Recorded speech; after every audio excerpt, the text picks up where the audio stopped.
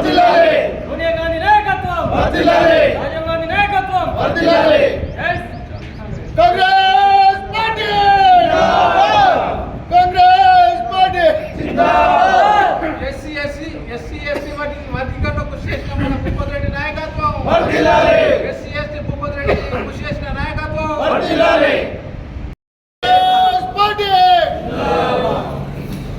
రేవంత్ అన్న నాయకత్వం, రేవంత్ అన్న నాయకత్వం. మాట్లాడు. 42% రిజర్వేషన్ నెరవేరింది. అయితే దీనికి సహకరించిన మన తెలంగాణ రాష్ట్ర ముఖ్యమంత్రి వర్యులు ఈ యనమల రేవంత్ రెడ్డి గారికి, అలాగే బట్టి విక్రమార్క అన్న గారికి, దామోదర్ రాజనరసింహ గారికి, సంపత్ కుమార్ గారికి, మన Nizamabad rural MLA Bhupathi Reddy sir గారికి అందరికీ పేరు పేరున ధన్యవాదాలు తెలుపుతూ మాదిగ సమాజం తరపున నా యొక్క ధన్యవాదాలు తెలుపుతున్నాను.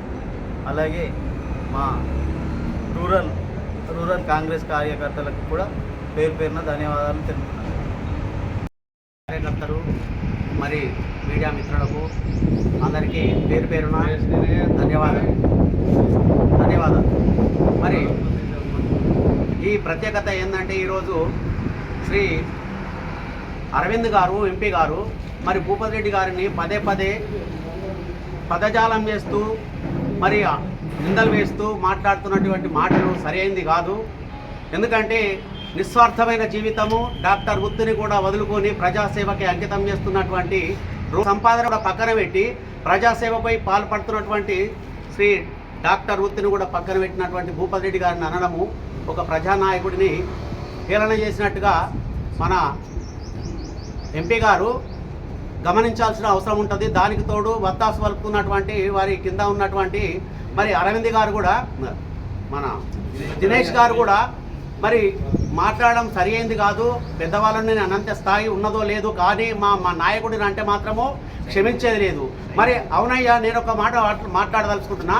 మరి మీ ఎంపీ గారు పసుపు పోటు చేస్తా అని చెప్పేసి 10 ఏళ్ళు కాలయాపన చేసిండు. మరి ఈరోజు పసుపు పోటు తెచ్చినటువంటి ఘనత మా ఎంపీ గారిదని చెప్పుకుంటున్నారు. మరి పసుపు పోటు తెచ్చినంత మాత్రాన మా పసుపు ఈరోజు రేటు మరి ఎందుకు పెరగడం లేదు?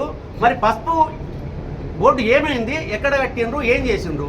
నామమాత్రం చెప్పుకుంటా మీరు కాలయాపన చేసుడు తప్ప మంచి పని చేసే వాళ్ళను ఎప్పుడు కూడా అభినందించవలసిన అవసరం ఉంటుంది. కాబట్టి మరి భూపతి రెడ్డి గారిని మాత్రం ఊరుకునే లేదు. నిత్యం ప్రజల్లో ఉంటూ నెలకు 20 చిల్లర రోజులు ప్రజల్లో జీవిస్తున్నటువంటి నాయకుడు మా భూపతి రెడ్డి గారు, ఎమ్మెల్యే గారు. మరి అలాంటి నాయకుడిని మీరు లేని వాళ్ళు మాట్లాడితే ఊరుకునేది లేదు.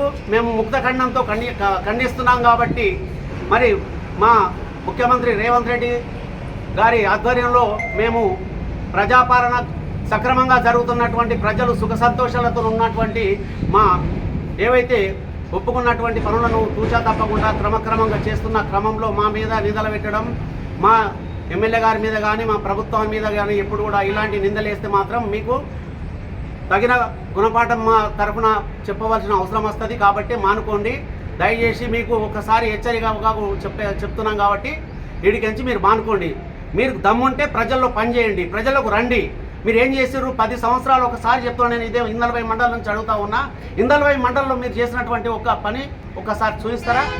మేము దానికి మీరు చూపిస్తే దానికి మేము జవాబు చెప్పగలుగుతాము. ఒక పని చేయకుండా 10 ఏళ్ళు గడుపుతున్నారే, కానీ పని తక్కువ సమయంలో.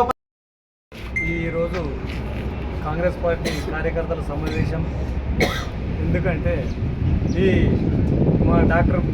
మా Nizamabad rural MLA doctor Bhupathi Reddy గారి గురించి మాట్లాడే అర్హత టీఆర్ఎస్ కానీ బీజేపీకి కానీ వాళ్ళ నాయకులకు కానీ వాళ్ళ కార్యకర్తలకు కానీ దీని పేరు తీసుకునే అర్హత వాళ్ళకు లేదు. ఇంకా లోతుగా పోవాలంటే చాలా ఉన్నాయి. టీఆర్ఎస్ బీజేపీ ఒకటై ఈ చేసినట్టు అభివృద్ధి పనులను భూపతి రెడ్డి గారు తీసుకొచ్చి డెవలప్మెంట్ చేసే పనులను చూసి ఓర్వలేక ఏడ భవిష్యత్తులో ముందుకు పోతాడని చెప్పేసి అని దాన్ని దృష్టిలో పెట్టుకొని చిన్నగా విమర్శించుకుంటూ పోతామని చెప్పేసి అనే ఉద్దేశం ఆ కార్యకర్తలు పెట్టుకున్నారు. కాబట్టి అది మంచి పద్ధతి కాదు. మీరు ఎక్కడ మీటింగ్లు పెట్టినా, ఎక్కడ ధర్నా ఏది చేసినా మా కాంగ్రెస్ కార్యకర్తలు అనుకుంటే మీరు ఏమిట్లకు పనికిరారు.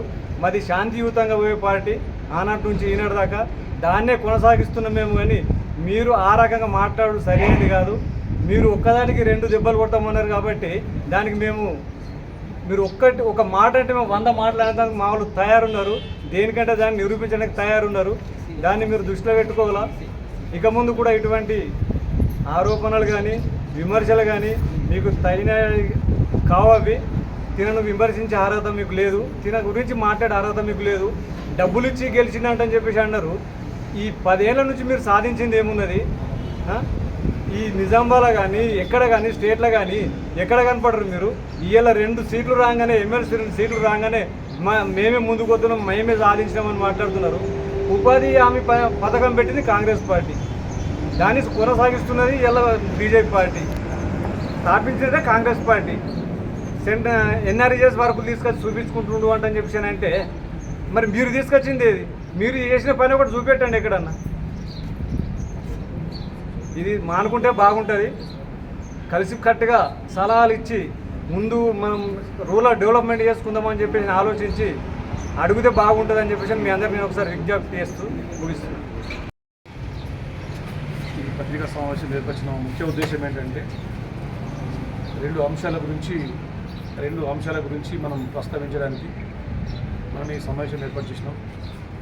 ముఖ్యంగా ఈ ఎస్సీ వర్గీకరణ విషయంలో కానీ గత కొన్ని సంవత్సరాలుగా మందకృష్ణ మాదేవ్ గారు మిగతా వారు కూడా చాలామంది వాళ్ళ రిజర్వేషన్ కోసం ప్రత్యేకంగా వాళ్ళ ప్రాణాలకు సైతం లెక్క చేయకుండా పోరాడుతూ చేసిన తరుణంలో రాష్ట్ర ప్రభుత్వం అన్నిటికీ వచ్చి అందరినీ సమానంగా చూస్తామన్న భావంతో మాట ఇచ్చిన ప్రకారం ఎస్సీ రిజర్వేషన్ బిల్లును మన అసెంబ్లీలో ఆమోదింపజేయడమైనది.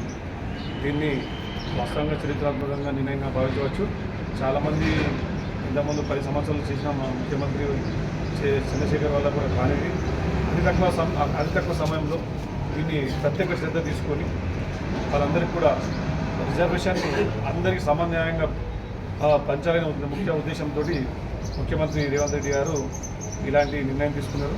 దానికి మన మండలం అందరి తరఫున మేము ప్రత్యేకంగా ముఖ్యమంత్రికి అలాగే దీనికి కృషి చేసిన మా రూరల్ ఎమ్మెల్యే గారు తిరుపతి గారికి ప్రత్యేకంగా కృతజ్ఞతలు తెలియజేస్తూ, మరో విషయం ఏమిటంటే గతం ఎన్నికల్లో భాగంగా కామారెడ్డి సభలో ఈ బీసీ రిజర్వేషన్ 42% రిజర్వేషన్ గురించి మాట ఇవ్వడం జరిగింది. మాట ఇచ్చిన ప్రకారం కాంగ్రెస్ పార్టీ మాట ఇస్తే మడమ తిప్పదనే ఉద్దేశంతో వాళ్ళకి ఎలాంటి ఇదైనా ఇబ్బంది అయినా అన్ని ఇబ్బందులు అధిగమించి ఆ బీసీ రిజర్వేషన్ని కూడా 42% మన అసెంబ్లీలో తీయడమైంది. ఇక బీసీ పక్షపాతి అని కాంగ్రెస్ మరోసారి నిరూపించడం జరిగింది.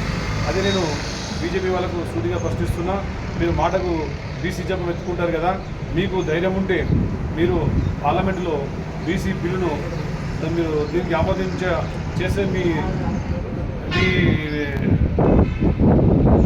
ఆమోదిస్తే మీ పట్ల చిత్తశుద్ధి అనేది తెలుస్తుంది. కాబట్టి మీరు దానికి మీ ఇక్కడ లోకల్ నుంచి మరి ఎన్ని ఉద్యమాలు చేస్తారో మరి ఏం చేస్తారో మీరు రిప్రజెంటేటివ్ ఏ రకంగా ఉంటుందో మేము తదుపరి కాలంలో చూస్తాం.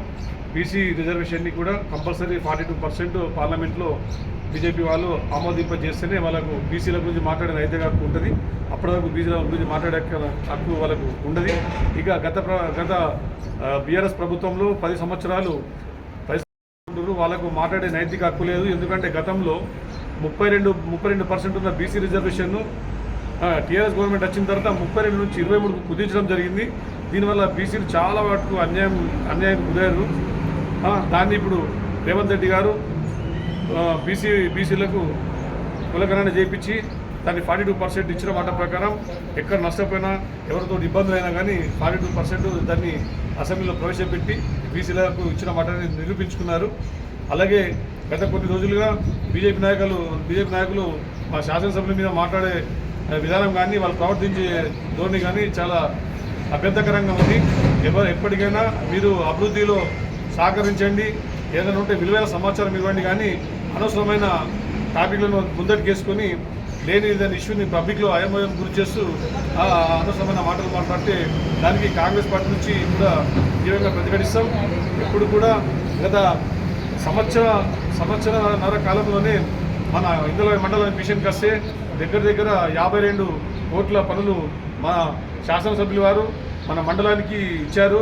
మనము చుట్టూరు ఇప్పుడు పలు గ్రామాల్లో చూస్తున్న అభివృద్ధి కార్యక్రమాలు కానీ మనం దాన్ని మీరు అబ్జర్వేషన్ చేయండి, ఒక్కోసారి ఊరు తిరిగిదని తెలుసుకోండి. మళ్ళీ అలాగే ఇచ్చిన సంక్షేమ పథకాలు కూడా ఒక్కొక్కటిగా రాష్ట్ర బడ్జెట్ లేకున్నా కానీ రాష్ట్ర బడ్జెట్లు భారంగా ఉన్నా కానీ కూడా అన్నింటినీ భరిస్తూ ఒక్కొక్కటిగా పైసలు సమకూర్చుకుంటూ ఒక్కొక్క పథకాన్ని ముందుకు తీసుకెళ్తున్న తరుణంలో మనమందరం కూడా వారికి సపోర్ట్గా ఉండి నిలవాల్సిన సమయం ఇది. మనము ఏదైనా ఉంటే మీకు చేతనైతే రాష్ట్ర ప్రభుత్వానికి కానీ మన మండలానికి కానీ మన జిల్లా కానీ మన కాన్స్టిట్యూన్సీ కానీ బీజేపీ నాయకులు ఒకటే విన్నవిస్తున్నా, మీకు చేతనైతే ఏదన్నా పార్లమెంట్ సభ్యులు కానీ లేకపోతే మీకు సెంట్రల్ ఫండ్ కానీ ఏదైనా తీసుకొచ్చి మన మండలంలో అభివృద్ధి కార్యక్రమాలు చేస్తే మేము స్వాగతిస్తాం. అంతే తప్ప చేసే అభివృద్ధి కార్యక్రమాలు ఆటంకం కలగజేస్తూ కావాలని పబ్లిక్ను రెచ్చగొడుతూ జరిగే కార్యక్రమాలను కూడా అడ్డుకోవాలని చూస్తే తగిన గుణపాఠం చెప్తాం. ముఖ్యంగా ఎమ్మెల్యే గారిని ఎలాంటి దూషణలు అయినా కానీ మేము దీన్ని సహించాం, తగిన గుణపాఠం చెప్తాం. మీరు గత రాష్ట్ర బడ్జెట్లో కేంద్ర బడ్జెట్లో రాష్ట్రానికి ఒక్క పైసా కూడా ఇవ్వనప్పుడు మీరు ఏలాంటి ప్రెస్ మీట్ పెట్టలేరు. మరి అప్పుడు ఎక్కడ పోయారని నేను అడుగుతున్నా. రాష్ట్రానికి ఇప్పుడు మన రాష్ట్రం నుంచి మనం శిస్తు కడతాం కదా, మరి దాన్ని తగ్గటన రావాలి కదా.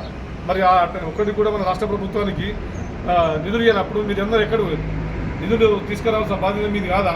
ఖాళీ చేసే వాళ్ళని విమర్శించడమేనా, లేకపోతే మీరు కూడా మండలంలో కానీ కాన్స్టిట్యూన్సీ కానీ అభివృద్ధి చేయాలని మన మీకు ఉద్దేశం ఉందా లేదా? మీరు ప్రజల పక్షాన ఉంటారా, లేకపోతే చేసే వాళ్ళని నిలదీస్తూనే ఉంటారా? మీరు కూడా